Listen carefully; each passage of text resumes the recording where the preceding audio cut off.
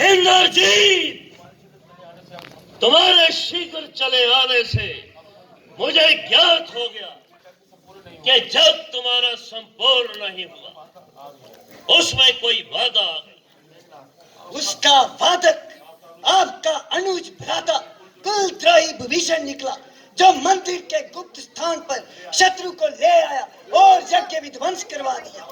है विभीषण, वो विभीषण जिसने मुझे भी धोखा दिया और फिर भी वो टला नहीं और तेरा यज्ञ जो है वो विध्वंस कराने में पूरी सहायता की। फिर भी तुमने उस नीच को जिंदा कैसे छोड़ दिया? पिताश्री यम अस्त्र बचाकर रखा हुआ था, आज मैंने वही यम अस्त्र उस पर छोड़ दिया, परंतु लक्ष्मण ने एक ऐसी शक्ति चलाई जिसने मेरे यम अस्त्र को रास्ते में ही तेज हीन कर दिया। उसका भेद भी उसी ने दिया होगा। नहीं, उसका तोड़ इस धरती पर देवताओं के सिवा और कोई नहीं जानता। तो क्या लक्ष्मण को देवता आकर बताओगे? नहीं, लक्ष्मण को बताने की कोई आवश्यकता नहीं। लक्ष्मण देवताओं का देवता है, लक्ष्मण नर नहीं, कोई अवतार है पिताश्री, कोई अवतार है। ये क्या बात कर रहे हो इंद्रजीत? या लक्ष्मण ने तुझे कोई जादू कर दिया? या लक्ष्मण के बाणों से तुम भयभीत हो और युद्ध से भाग कर डरा? पिताश्री, मैं यहाँ कायरतावश नहीं आया हूँ, एक पुत्र की भांति अपना कर्तव्य निभाने आया हूँ। आपका कल्याण हो, इस प्रयोजन से आपको ये समझाने आया हूँ कि आप अपने आप को वैभवशाली राक्षस जाति को और लंका देश की समृद्धि को सर्वनाश होने से बचा ले। इस समय भी अभी भी आपके पास समय है, आप सीता का मोह त्याग कर प्रभु श्री राम की शरण में चले जाएं। वह कोई साधारण मनुष्य नहीं बल्कि स्वयं नारायण का अवतार है। इंद्रजीत, तो यह प्रवचन मुझे देने आ गया। लगता है तुम्हारा खून ठंडा हो गया।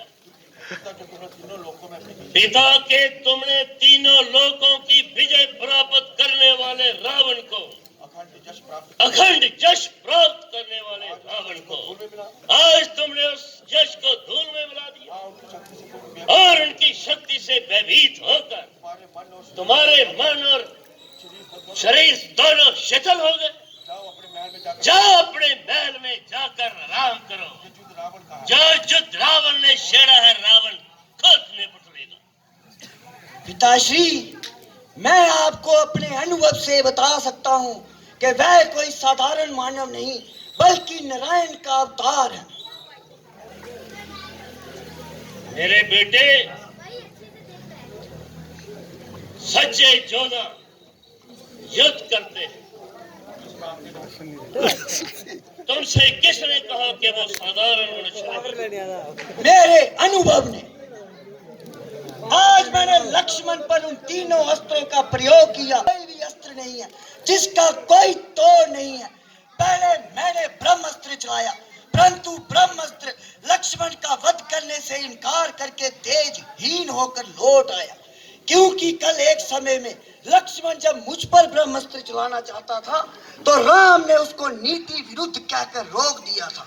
आज ब्रह्मास्त्र ने मुझसे भी यही कहा था कि इस समय इसका प्रयोग नीति तीनों लोकों में विनाश की ज्वाला भड़क उठेगी, परंतु ये सब अधर्म और अन्याय को विजय दिलवाने के लिए नहीं है। इसीलिए ब्रह्मास्त्र रास्ते में ही तेज हीन होकर लौट आया। फिर मैंने शिव का त्रिनेत्रधारी पाशुपात अस्त्र चलाया, परंतु वो भी लक्ष्मण को प्रणाम करके लुप्त हो गया। फिर मैंने भगवान नारायण का अमोघ चक्र जो त्रिलोकी की अंतिम शक्ति है उसे चलाया, परंतु लक्ष्मण को प्रदक्षिणा करके नारायण चक्र लुप्त हो गया। ये अंतिम परिमाण था पिताश्री, जिसे देखकर मुझे विश्वास हो गया कि वह कोई साधारण नर नहीं, स्वयं नारायण का अवतार। इंद्रजीत, हम भी कोई साधारण व्यक्ति नहीं, हम भी त्रैलोकी विजय। तुम जाओ और मैदाने जंग में उनका सफाया करके आओ। पिताजी, मैं आपको ये समझाने आया हूं, यहां तक मेरा संबंध है तो मैंने युद्ध शुरू कर दिया है। यहां से भागकर भगवान की शरण में जाने से भी अपयश ही मिलता है। इसीलिए मैं एक वीर की भांति भगवान के हाथों मरने जाऊंगा, क्योंकि यदि मैं युद्ध से भाग गया तो मेरी आत्मा ही मेरा सम्मान नहीं करेगी तो दूसरे क्या करेंगे। इस समय मेरा स्थान राजमहल में नहीं, केवल युद्ध भूमि में है। जो पिता से विमुख होकर जाते हैं, स्वयं भगवान भी उनका आदर नहीं करते। मुझे आशीर्वाद दीजिए कि यदि मेरी मृत्यु भी लिखी है तो मैं एक वीर की भांति इस प्रकार मरूं कि राम भी मेरी वीरता की प्रशंसा में नतमस्तक हो। शाबाश, बहुत अच्छे। इंद्रजीत, तुम वाक्य ही इंद्रजीत। तुम जाओ, हमारा आशीर्वाद तुम्हारे साथ।